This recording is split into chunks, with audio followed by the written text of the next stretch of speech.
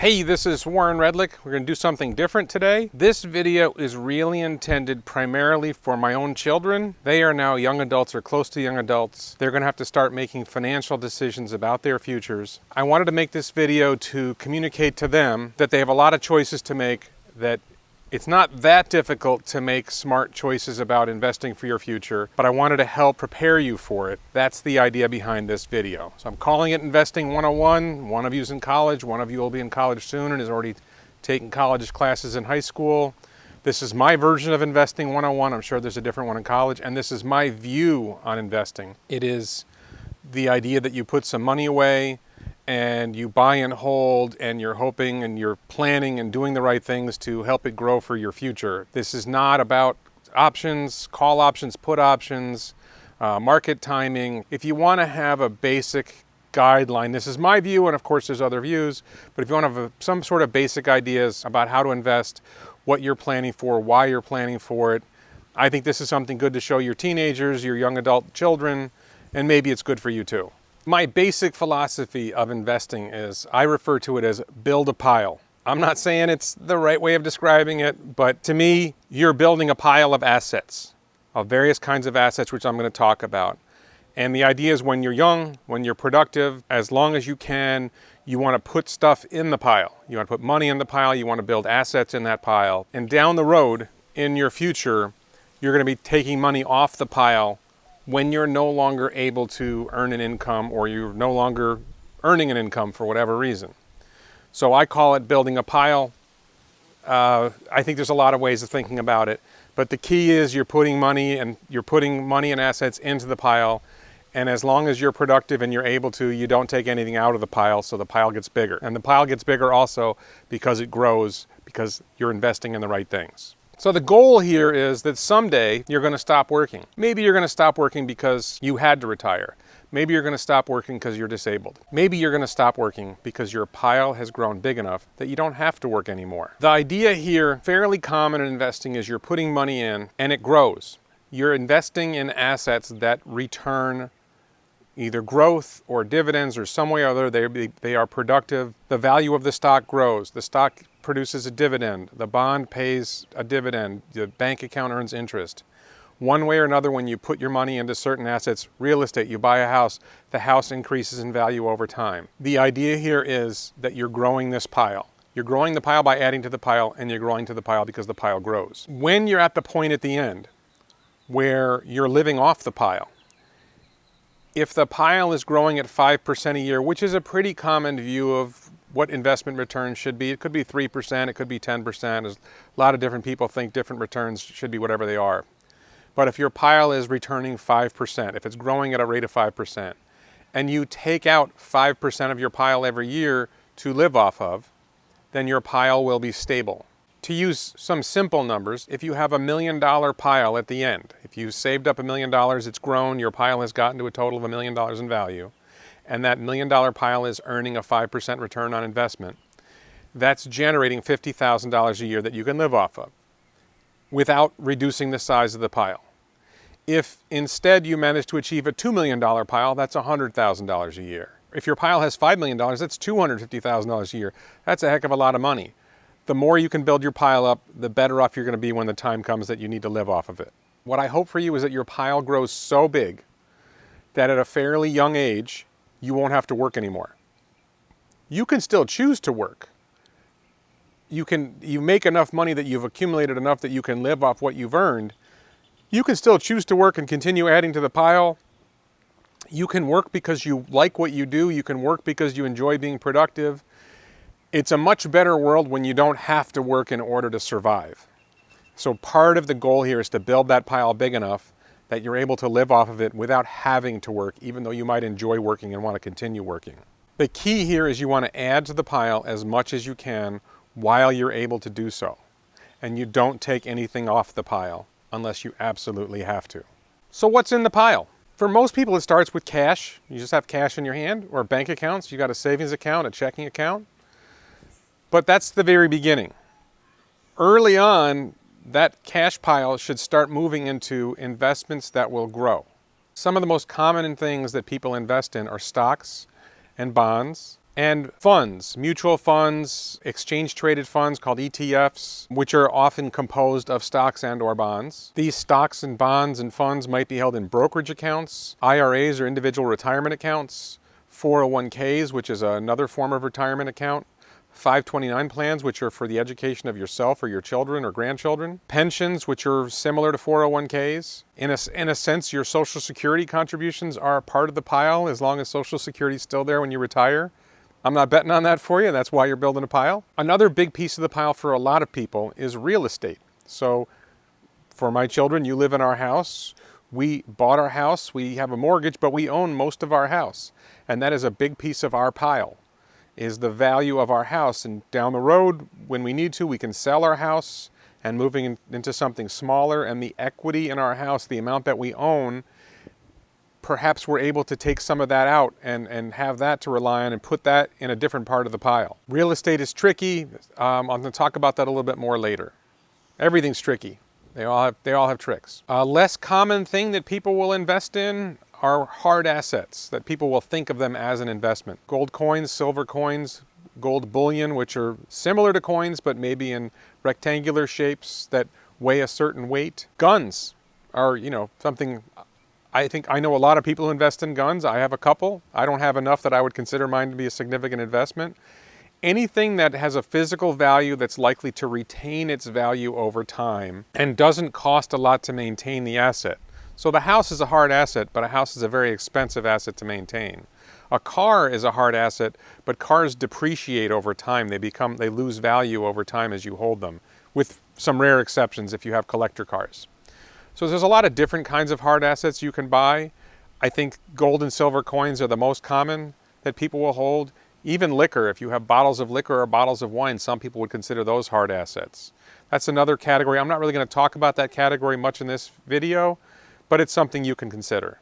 Another type of asset are businesses. We own the website towncourt.com, and that generates income for us. If you develop a business, somebody owns a Dunkin' Donuts franchise, and that franchise makes them $30,000 a year in profit. If you own some kind of business, then that's an asset that you can consider an asset that's part of your pile.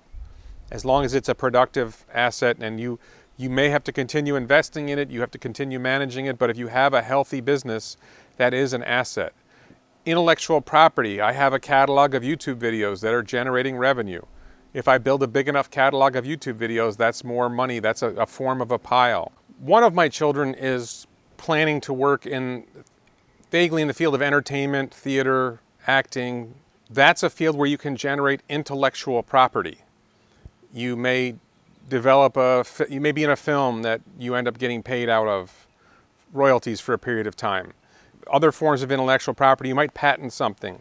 You might develop something that has some form of intellectual property, and that can lead to a stream of revenue, and that's a form of asset that you can have. Again, those aren't assets I'm going to talk about much in this video because I'm really going to talk more about stocks and bonds and funds, but when we're talking about all the different kinds of assets you can own, those are assets. Another asset I'm not going to talk about much is education and training, investing in yourself, investing in your own learning. There's tremendous value in that. I will talk about that a little later on. The beginning of the pile strategy is you've got to grow the pile. You've got to start by putting money in. You've got to start by buying. With that money, you're going to buy assets, stocks, bonds, other things that will generate growth. The second part is to grow the pile. So you're growing the pile by continuing to add money to the pile. You're also growing the pile by managing your investments so that they generate more value. They grow, either the price of the stock grows or the asset produces a dividend or produces some kind of interest, and you use that to buy more assets to continue to grow the pile so the pile grows bigger. The key to this is to be frugal. I'm going to talk about that more as well. You want to be careful with how you spend your money and consistently add to the pile and consistently grow the pile. It's not something where you can every once in a while throw a few bucks on the pile. You pretty much have to be determined that I'm going to do this. I'm going to find a way to save a few bucks. And I'm not claiming that I've been great about this. I'd like to tell you I've been great, but I've been okay about this.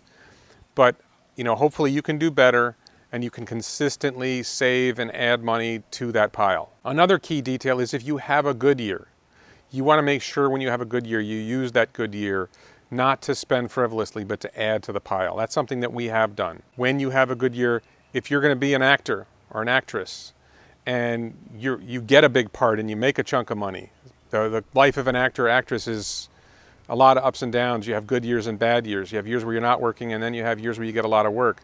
When you're making the money, you got to save some. If you have a rough year, do the best you can not to take money off the pile. As much as you can. Don't borrow money, because borrowing money is like shrinking the pile. Obviously, borrowing money to buy a house, taking a mortgage to buy a house is okay.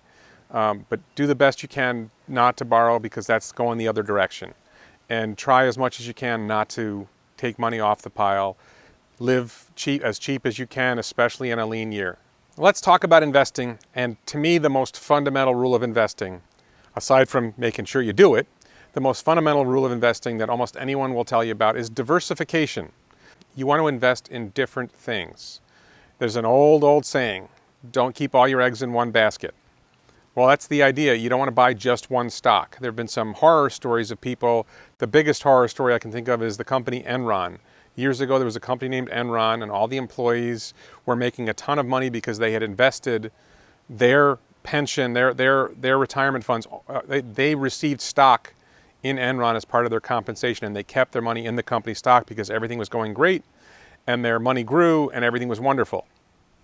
And then Enron collapsed, and all these people not only lost their jobs, they lost their pile.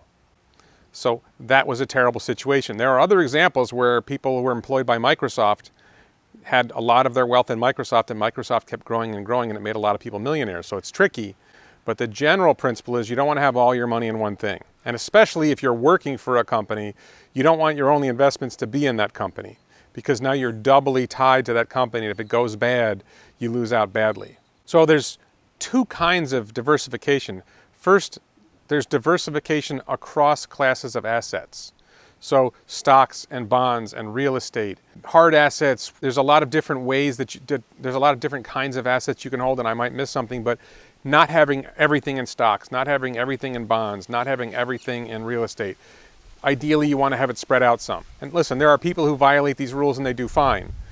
You know, these rules are made to be broken, and if you have a different way of approaching it, then fine. But my perspective is you want to diversify in that way across asset classes. And then within asset classes, particularly for me within stocks, because I own a lot of stocks, and I think stocks is we're going to talk about stocks a bit. Stocks are one of the easiest things to invest in.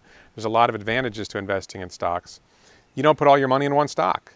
If you want to get into finance theory, there's something called a mean variance efficient portfolio. It comes from something called the capital asset pricing model, and the idea is there's ways of really looking at investments carefully and choosing a set of assets, usually a large number of assets, based on what their probabilities of return are and what the risks are, the volatility, to piece together a good portfolio. I don't spend my time thinking about what's a mean variance efficient portfolio. I just focus on having a diverse portfolio. But if you really want to get into finance theory, you can get into that, and there's all kinds of different ways of really going into that if you take some classes on the subject. And that, frankly, is a little bit over my head at this point because I studied it too long ago. One thing about diversification is sometimes you do break the rule. I'm going to talk about that later. One of the most important things I want to stress to you is that you invest in growth. You are young. You have a long time horizon. A lot of people, when they're investing, are concerned that you'll see stock markets will go up and down. And if your time horizon is, I'm investing for 5 years from now, I'm investing for 10 years from now, then a big drop in the market can affect your prospects 5, 10 years from now. If you're investing for 40 or 50 years from now, then those ups and downs of the market end up looking like nothing over a 40 or 50 year time scale.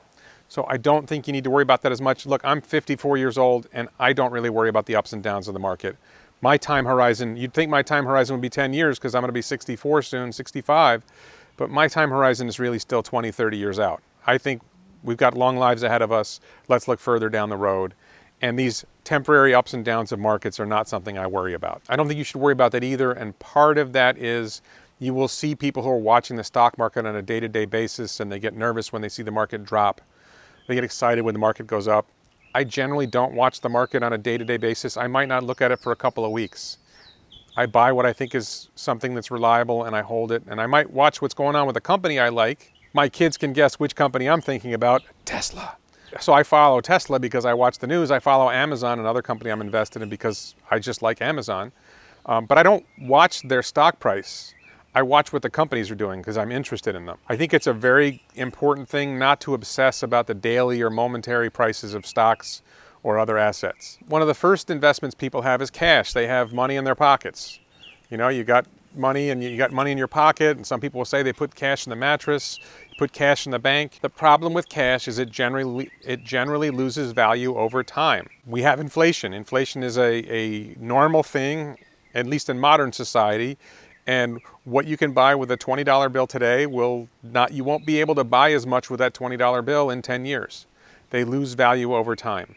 There are exceptions to that. Some things get cheaper over time, but on average, cash loses value, so you don't want to hold much cash. By contrast, stocks and real estate grow in value over time.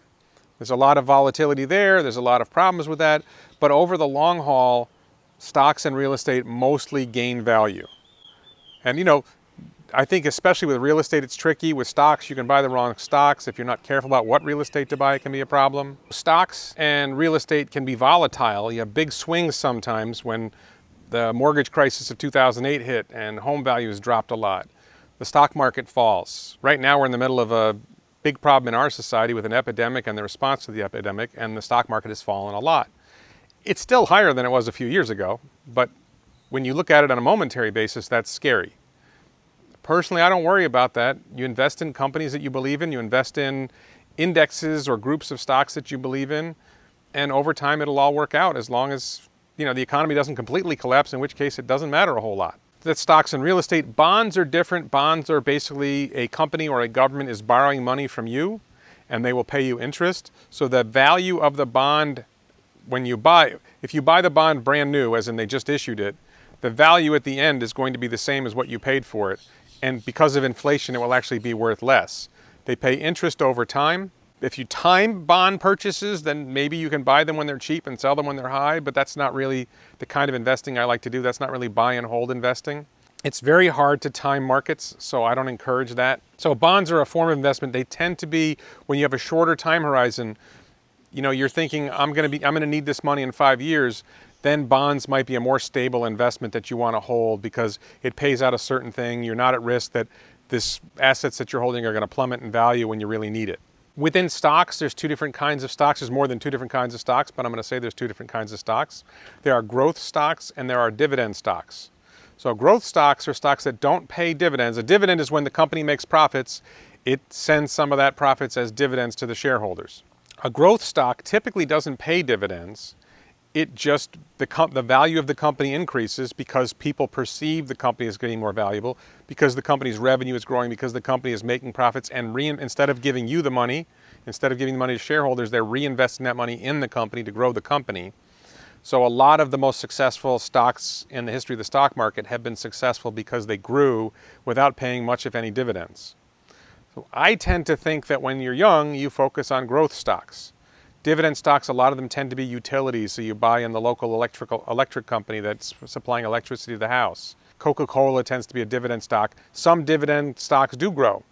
So there's a little bit of a mix. So hard assets like gold or silver or guns, they don't necessarily gain value over time. Sometimes they do. A lot of people think gold over the long haul gains value. It's been down for a while. Gold and silver in particular is down. But they don't lose value, and particularly with something like guns or other hard assets, some hard assets have what I would call a use value. I have guns and I like to go shooting. I don't really like to go shooting, but some people like to go shooting. And if you have a gun, it's probably going to be good for shooting for a very long time. And if that's something you like to do, you can do it. So some of the hard assets are things that you can use, and it will have a value to you. Our house has a use value. We live in it. That's something to consider when you're looking at your investments. Is this something I can use later if the stated value that I can sell it for goes down, but I'm still getting a value out of it, then maybe it has a different kind of value and it's worth having. So my main message to you about this investing for growth is you do want to diversify, but you want to focus on investing in things that will grow. You can investify in a diverse portfolio of assets that will grow, different companies that are growing in different ways. My second rule of investing, and I don't think everyone shares this, and this is something to watch closely, is you want to minimize transaction costs. Typically when someone buys a stock, there's a transaction fee. It might be $3, might be $5, might be $10. It used to cost a lot more, but nowadays, typically in most brokerage accounts or IRAs, you're spending maybe $5 to do a stock transaction. One of the things there is, if let's say the cost of the commission for buying stock is $5. Well, if you buy $100 worth of stock, then you just paid 5% transaction cost. If you buy $10,000 worth of stock and you pay a $5 cost, you paid 0.05%. So doing larger transactions has a lower transaction cost when you can do that. For me, the big key to minimizing transactions cost is the buy and hold approach to investing. You see something, that you have money in your account that you want to buy an asset, you see an asset you want to buy, it's a stock in a company, you buy it and you hold it. There are a lot of people out there who believe in frequent trading. You'll hear people say buy low and sell high. They'll buy a stock and they think it's going to go up, and then when it goes up a bit, they sell it. Now they have cash, they got to buy something else, or they got to hold cash. There's two problems with this. One, it kind of gets into market timing and other gaming, which I don't think works, and I'll talk about that in a minute. But the other problem is you're missing out on the growth in the asset. You don't know when it's high. It could go higher. You don't know when it's low. It could go lower. You buy in a stock you believe in, or you buy an index you believe in, and you just hold it and let it go. Particularly frequent trading, if you're I have friends who are on the market all day long and they're trading left and right and center. They're spending a lot in transactions costs. Some of them will tell me, well, it's not really that much. There's some cost to doing all that trading, not to mention your time. Keep in mind that some assets cost more to hold than others.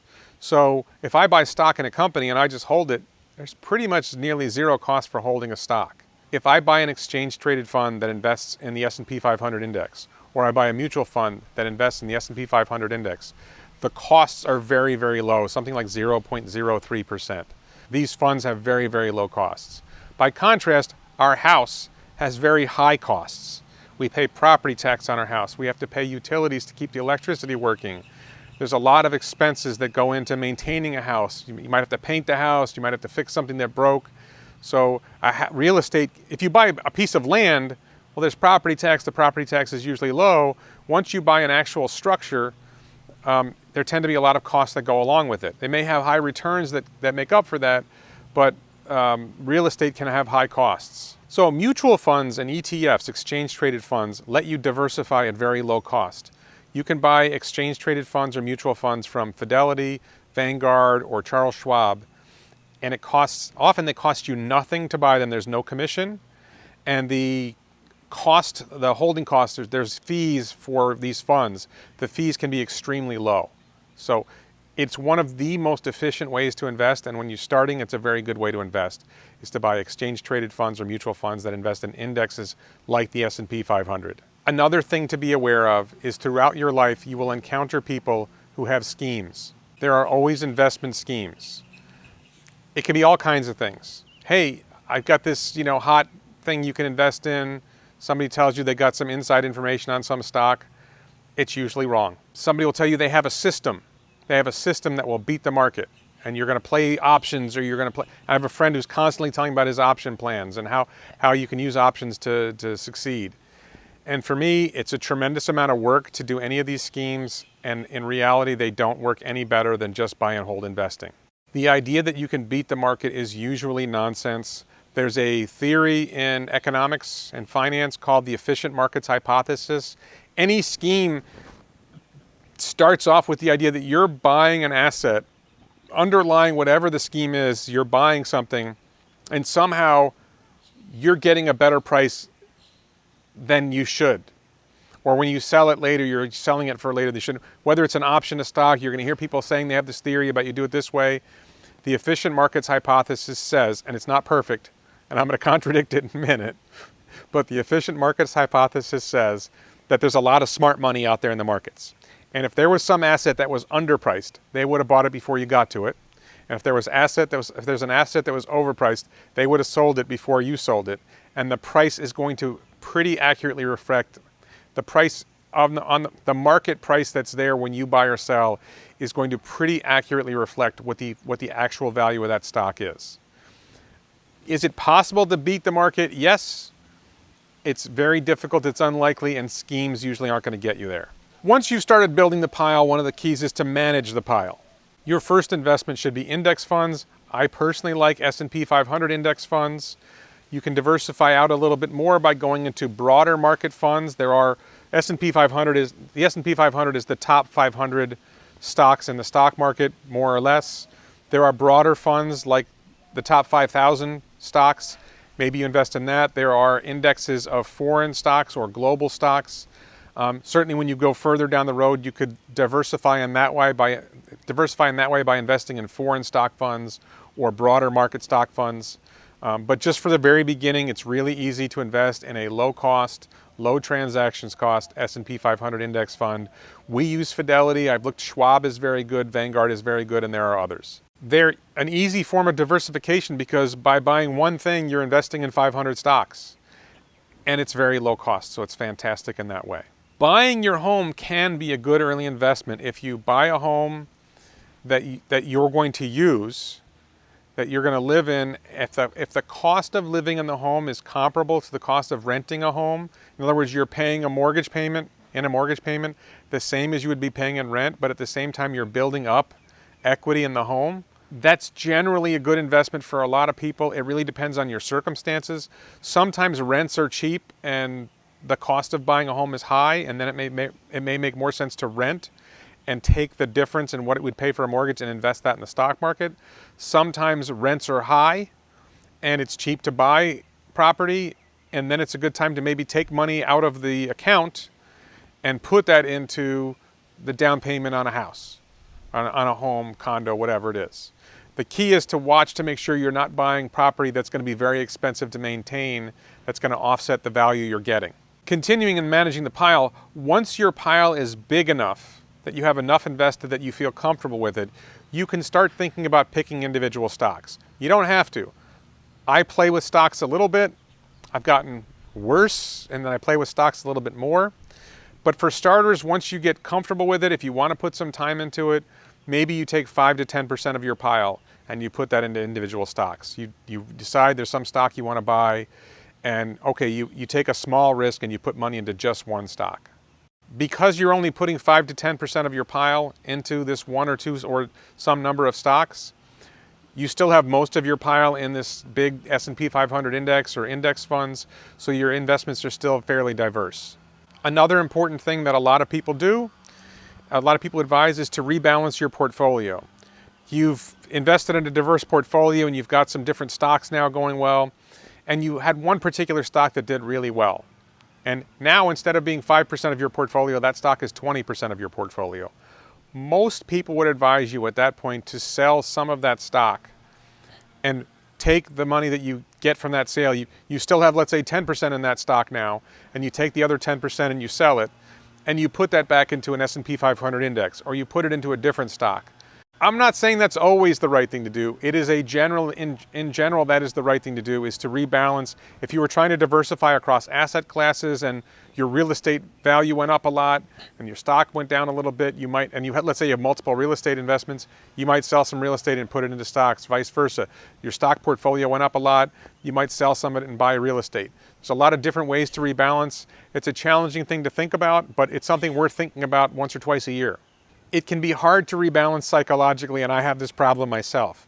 You bought a stock because you really believed in it and it went up a lot, and you still believe in it. And you're emotionally invested in the stock like I am in Tesla. It's very hard to persuade yourself to sell a stock that you believe in. Sometimes you should, and sometimes you shouldn't. And I'd like to tell you I have an easy answer to that question of when you should and when you shouldn't, but the practical reality is you just make your decisions. The emotion might be right, the emotion might not be right.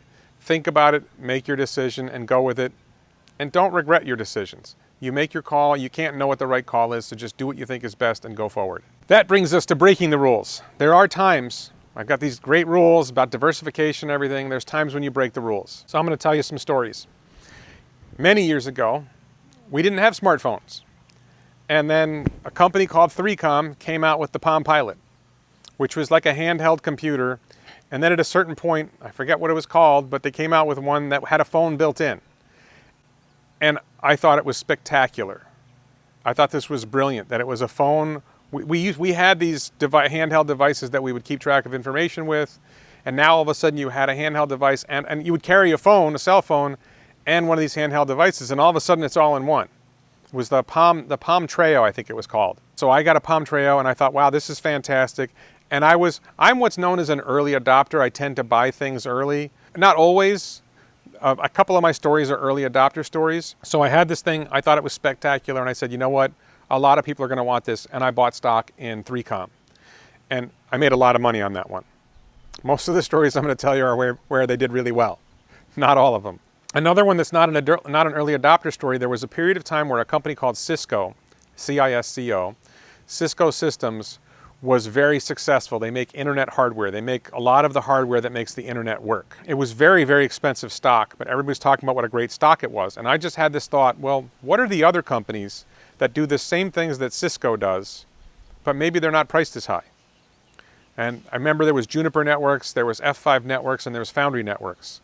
And I felt when I looked at it that Foundry Networks and F5 Networks were underpriced relative to Cisco. They did about the same things. There was this notion in the market that the biggest company is going to win. So a lot of the investment focused on Cisco.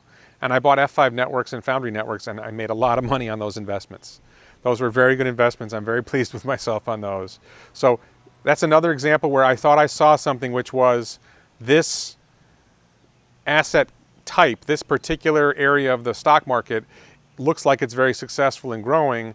Let me find the stocks in that category that are underpriced and buy those. And at that time it worked. It hasn't always worked, but that time it worked. And I think what happened was other people figured out, wait a minute, Cisco's priced high. Other people figured out what I figured out. And I just happened, maybe I was lucky.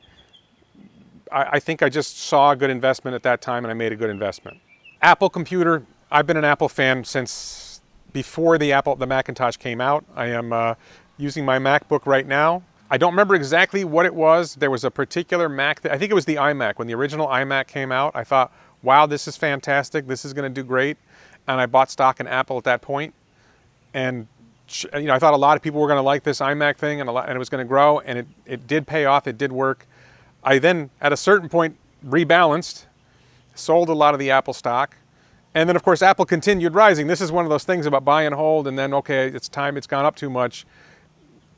As I remember correctly, Apple went up a lot more after I sold it. It's one of the largest companies in the world now. The right decision, it turned out, was buying in early. The wrong decision was selling at a certain point.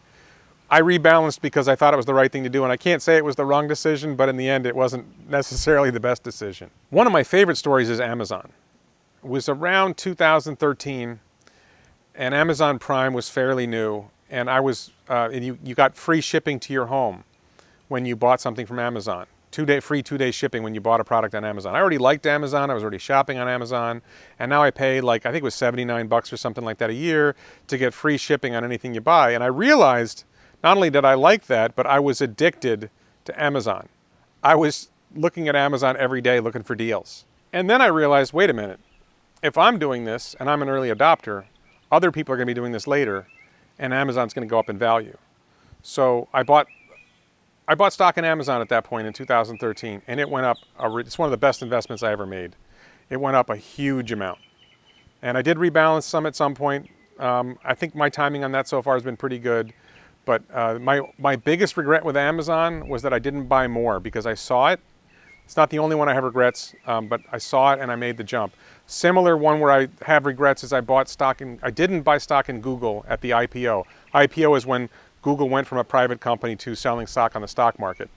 And at the time, I was an advertiser on Google, and I found it a very compelling advertising platform. So I knew how good the advertising platform was for Google, and I should have bought on the IPO, and I didn't. I did buy stock in Google. I have made money on it, but I didn't buy it when I should have bought it, and I could have made a lot more money if I'd bought it early.